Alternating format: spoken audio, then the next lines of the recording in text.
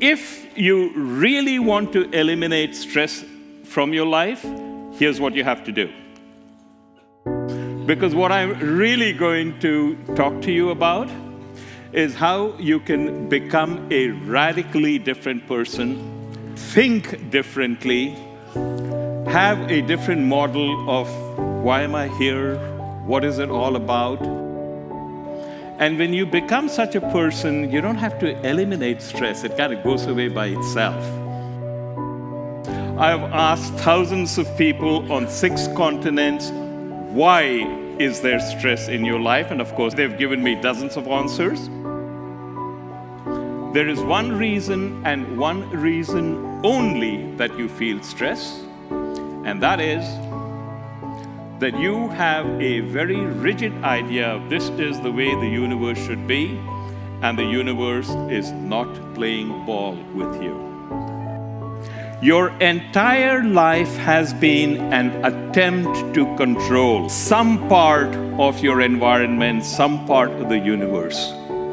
Your entire life is an endless quest to have control. This is important. So do you get what I'm saying? Yes? That's what you're doing your entire life. You're trying to have control.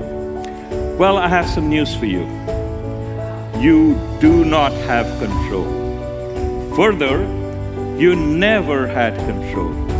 Wait, it gets better. You never will have control.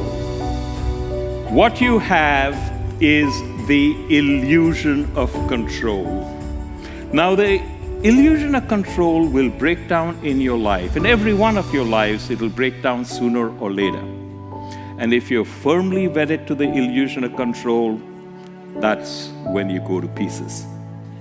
Now, I'm not knocking the illusion of control. It is a wonderful creation. That's what makes you get up in the morning and strive and do all of the things that give meaning to your life and accomplishment. But it's wonderful to use the illusion of control, knowing that that is the illusion of control. Because when it breaks down, and it will sooner or later in every one of your lives, you don't go to pieces. You simply say, this is where the illusion broke down. Where do I go from here?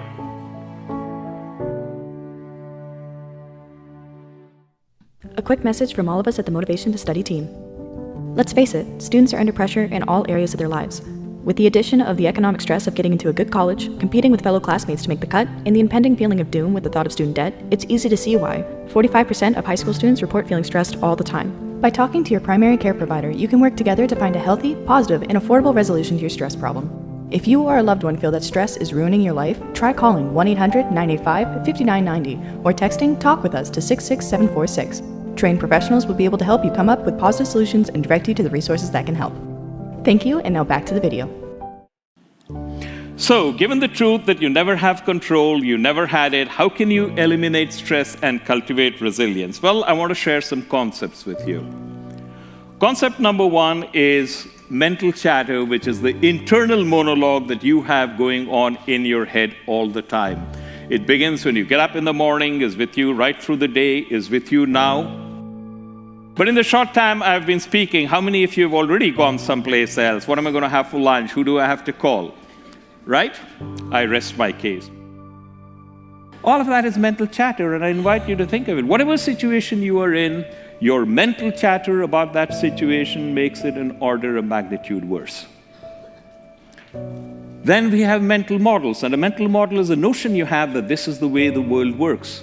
But this is not the way the world works. It's your model of this is the way the world works. And the more you believe in your model of this is the way the world works, the more evidence you seem to get that this, in fact, is the way the world works. And very soon you've built a silo around yourself that's so thick you can't break out of it. Your mental chatter, the mental chatter that you entertain, and the mental models that you hold dictate your life. You're all living in a matrix. If any of you have seen the movie, the original Matrix, we're all living in a matrix. The only difference is this was not constructed by an alien civilization out to get you. You constructed it with your mental models and your mental chatter. But the more important point is it really doesn't matter. You have the choice of determining what is the emotional domain you occupy. In all likelihood, you did not even recognize that you had a choice, and you exercised that choice. But now that I'm pointing it out to you explicitly, do you recognize that? You had a choice, and you chose to exercise that choice, and you never even recognized that you actually exercised a choice. The reason you exercised the choice you did is because of the mental chatter you entertain and the mental models you hold. That's how important these constructs are. I will go further. Every time you have a situation in your life that you find unpleasant and it persists, not some of the time, not most of the time, every time, you have a situation in your life, you find it unpleasant and it persists, you are using one or more mental models that are not serving you well. And when you start making changes in those mental models, you'll be astonished how quickly the situation will resolve itself. We spend too much of our emotional energy on the 2, 3, or 4 things that we think are wrong in our lives. And we entirely ignore the 30, 40, 50, 200 things which are pretty darn good in our lives. We have an unfortunate habit of sticking labels on things. Any event that happens in our head, we immediately decide this is good or this is bad. It does a tremendous amount of damage to us.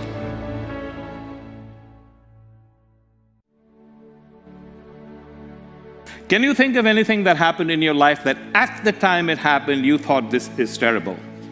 But you can now look back upon it and say, gee, that was actually pretty good.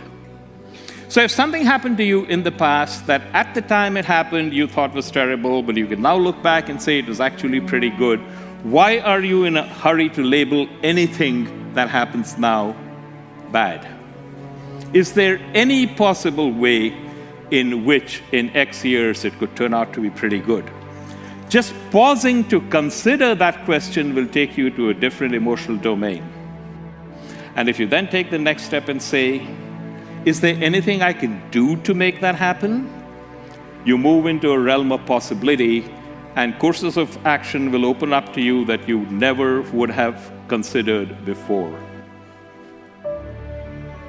Einstein said the most important decision you'll ever make is the universe friendly?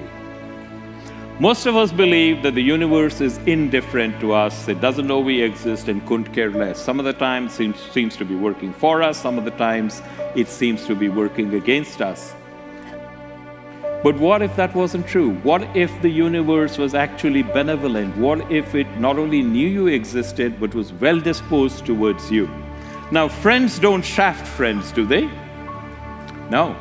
So if it was a benevolent universe, it actively gives you exactly what you need for your growth. It may not be what you want, but it is exactly what you need. What if the universe was like that? It gives you stuff, it's not what you wanted. You want to get promoted, you get a pink slip. But maybe what if this was exactly what you needed at this stage? Regardless of whether or not the universe is benevolent, if you believed the universe was benevolent, your life would improve dramatically.